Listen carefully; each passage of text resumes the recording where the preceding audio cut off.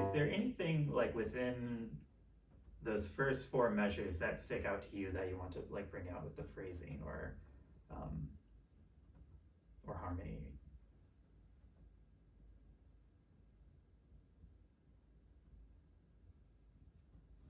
I kind of like the low B. The bottom of the scale? Yeah. One thing I think about with these first four measures is the cellist Pablo Casals described a lot of phrases and melodies as being like rainbows, whereas, this arc that has goes on a journey from one point to the other and, peaks in the middle. And sometimes you have like small rainbows and then a big rainbow. And I think this is like a classic place where you can do something like that, where you can just kind of follow the line to bring out these shapes that are in there. So crescendo, diminuendo.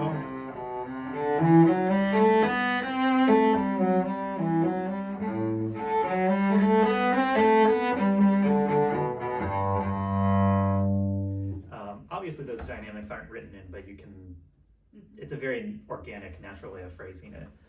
So let's try the beginning one more time and think about trying to bring out these rainbows a little bit.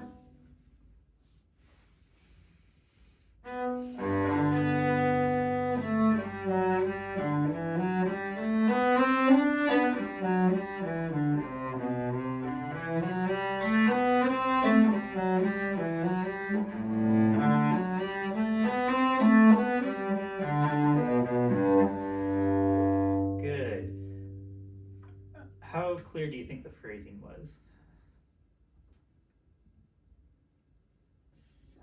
Semi-clear. Yeah, I mean, I heard something there. It wasn't, maybe it wasn't like crystal clear, but so what tools do we have at our disposal to make that a little bit more, to make your intention a little more obvious? Like in the bow? Or Yeah. The speed. Yeah, I think speed is probably going to be our primary way of shaping this. So let's do this. Let's not start at the very beginning. Let's do the third beat of the first measure. Try making a crescendo, or using the bow speed to lead us to the high note.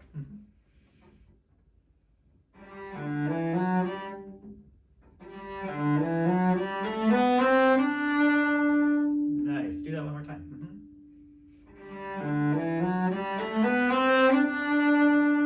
Great. And then let's start at that note and now give us a diminuendo for a few beats. So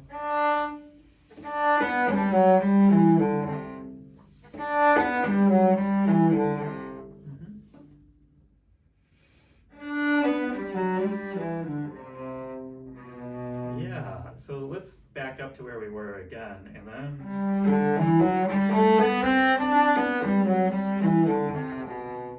go from the G to the B in the next measure.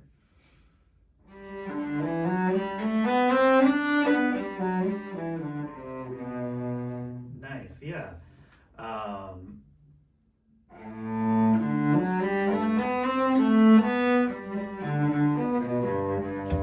So this gets into like our separate bow problem in Bach. If we had Baroque bows, the separate notes would be a lot easier. Yeah. They're much more difficult with these bows. So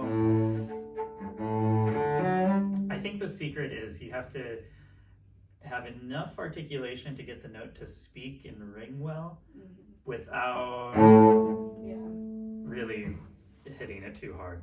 So let's let's try just those few notes.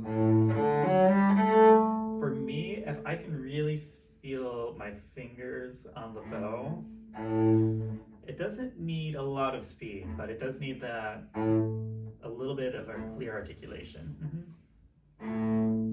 Pretty good, yeah.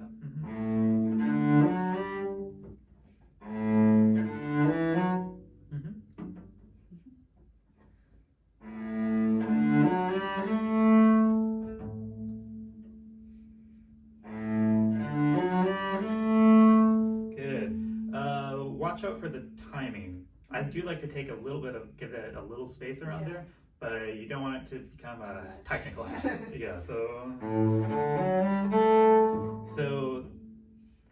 one of the tricks I have is, so it's a short articulate note on the A, and you kind of want to feel immediately preparing the up bow.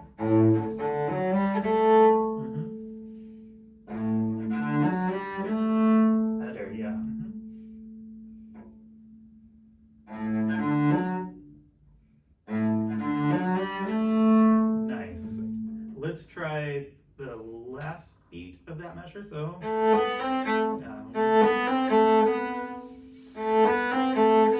it's a 3+1 bowing.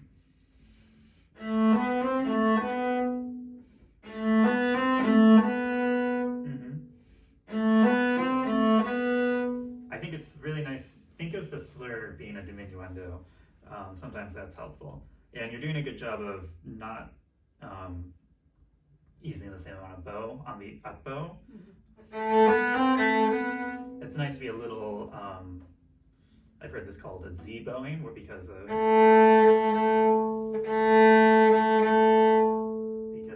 I think when a violinist does that, it makes the shape of a Z in their hand. I don't think it makes a Z when I do it.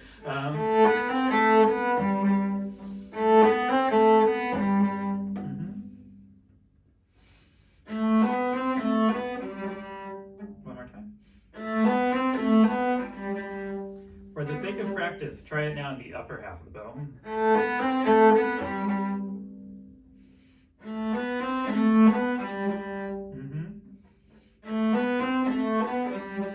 Yeah, you might be close to there by the time you put it in context, so it's always good to practice these ideas in different parts of the bow. Nice. Let's try putting...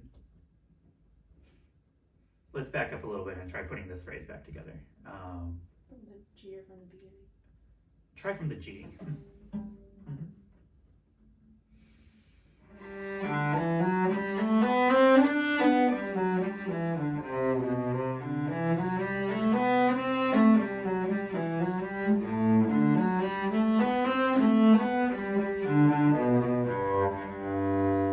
Nice, I really like that. That's really nice. If you wanted to make the two note slurs a little more distinct, I think that would be really nice too, but I like how you did it. That's a little just an option to consider. They went through the effort of writing four slurs in a row like that. So what do you want to do on the tie, you think?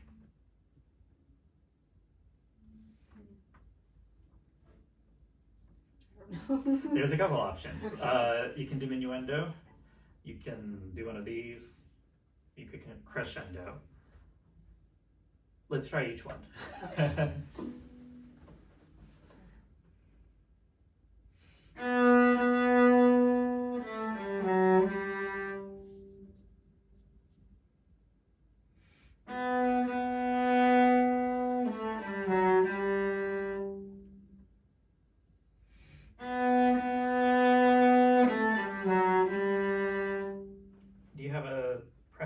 Or one you liked or one you really didn't like? I don't like the crescendos. Okay. Yeah. I like the hairpin. The hairpin? Yeah. Yeah. I think that's really nice. And you can play around with where and how exactly you swell in it. I kind of like to swell a little bit towards beat 2. I think that's kind of historically informed. But try it once, and I think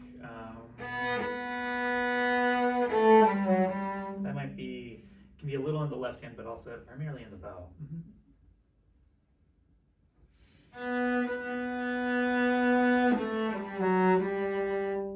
Try it with just the bow, no vibrato.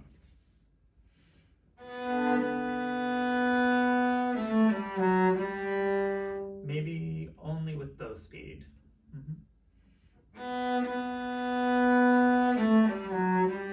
Yeah, let's try. It needs a little bit of,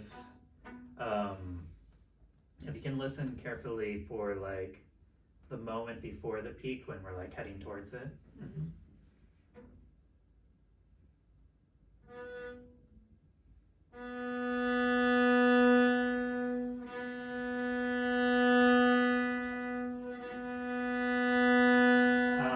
A much shorter and faster swell. So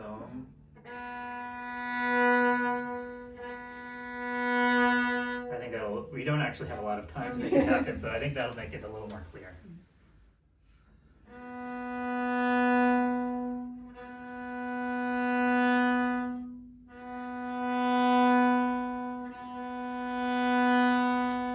Nice. So let's try it with the pickup.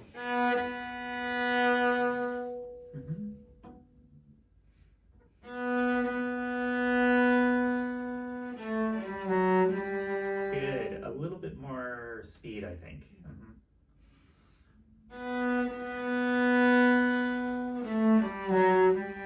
Nice. I'm being picky, but the last thing is try to not have a space after the B, so it still connects to the A. So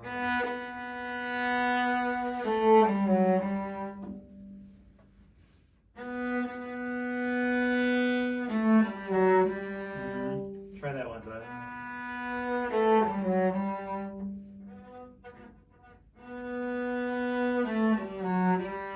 yeah, that's the idea. So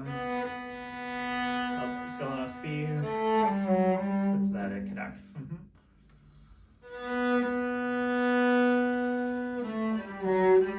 Yeah, something like that. So I would keep experimenting with that to get it exactly how you want it. It's really tricky to add all these ingredients together, but you're doing a good job. Unfortunately, there's 2 more notes. So I would just make the chord gentle so you can get back to the top note. Yeah. It's just, some chords are, I think, dramatic and draw attention to themselves. I don't think this is trying to draw attention to itself necessarily. So try it once with the chord where gentle but quick.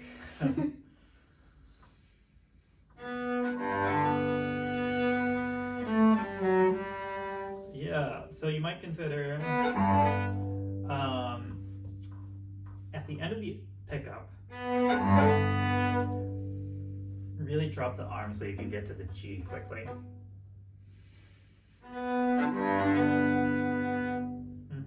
That was pretty good.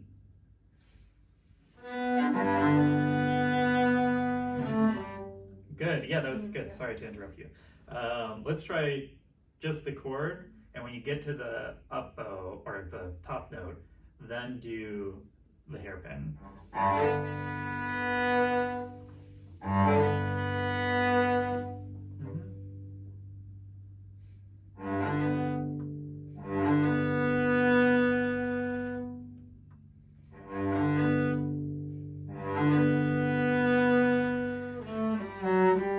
Yeah, that was really nice. So I think actually this is one of those pickups where you don't want to not there. Actually pretty close to the froth. Almost at the balance point for the up bow, tiniest up bow.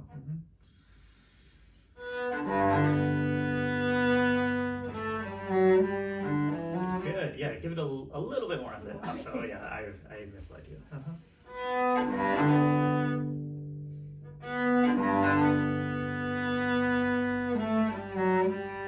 Yeah, that was all really nice. Let's try putting all of that together now. So we're going to go from the first 4 measures, basically.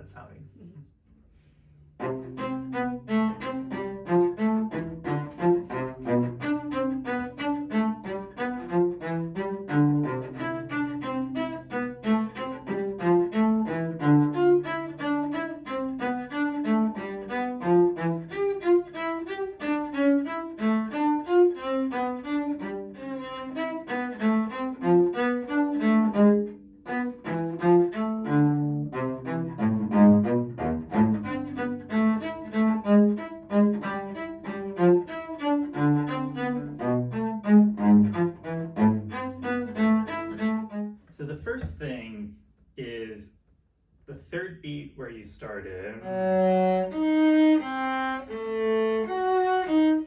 This is that very 19th century chromaticism thing. So it's outlining the diminished seventh harmony starting on F sharp, and then the next measure you get it the same harmony a half step lower.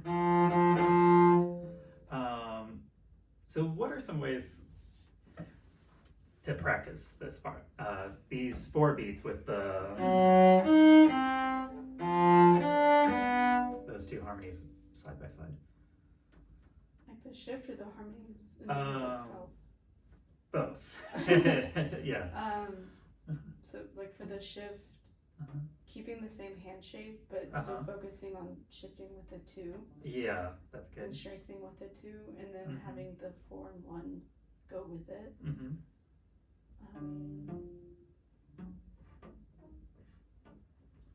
Good. Let's try a few exercises. So, so you mentioned shifting on 2. So let's try leaving out some of the other fingers. So.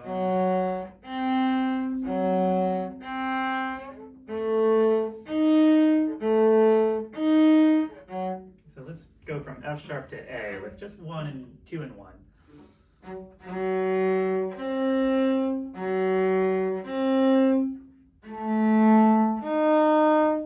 Good. Yeah, the A can be a little bit higher. So for practicing, try to make the shift a little bit more audible to yourself. So you can hear a little bit of the interval.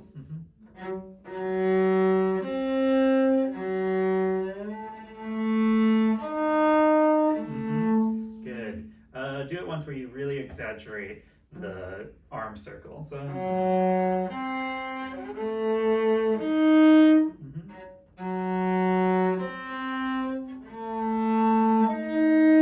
Good. Let's try putting it back together a little bit more. So.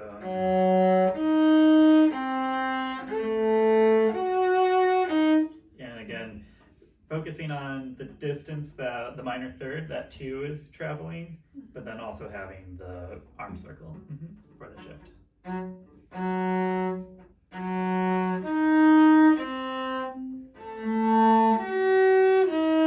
Good. Yeah, so the 4th finger went a little sharp actually. So that was another idea I had for practicing this. So to kind of really master the spacing of the fingers, I like to do this as like a double stop arpeggio type thing. So you're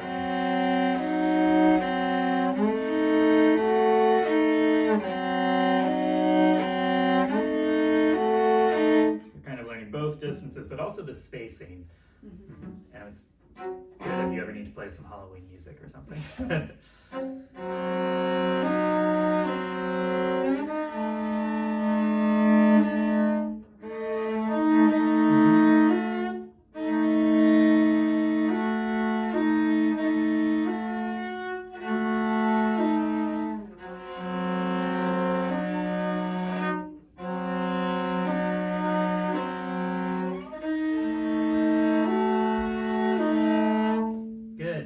Good shift with the circle there under. Yeah.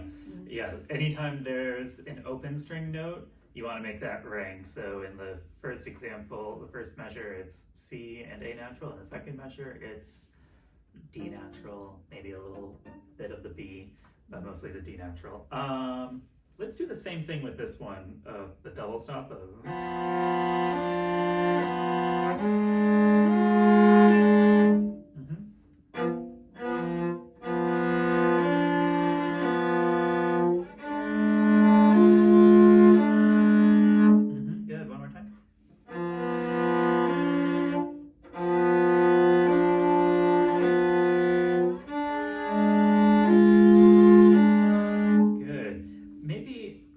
This would help, but I know I said double stop, but even when you go to the fourth finger, think about maybe just releasing one a tiny bit so you can balance on 4 a little bit more. So keeping it close so it's not going to a different place.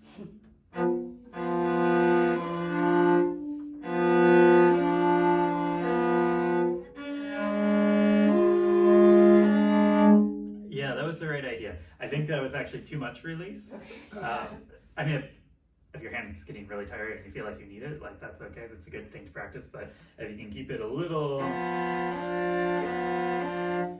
very still, like just enough release so that, or maybe don't think of releasing 1, think of actually balancing on 4 more, and then if your first finger comes up a little, that's okay.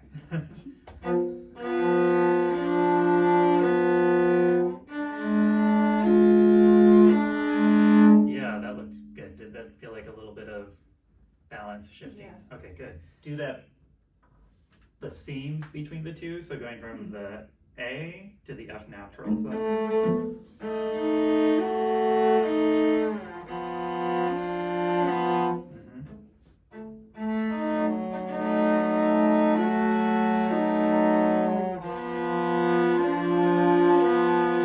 yeah, that's an important one to focus on. Great. Do you have any questions on this part?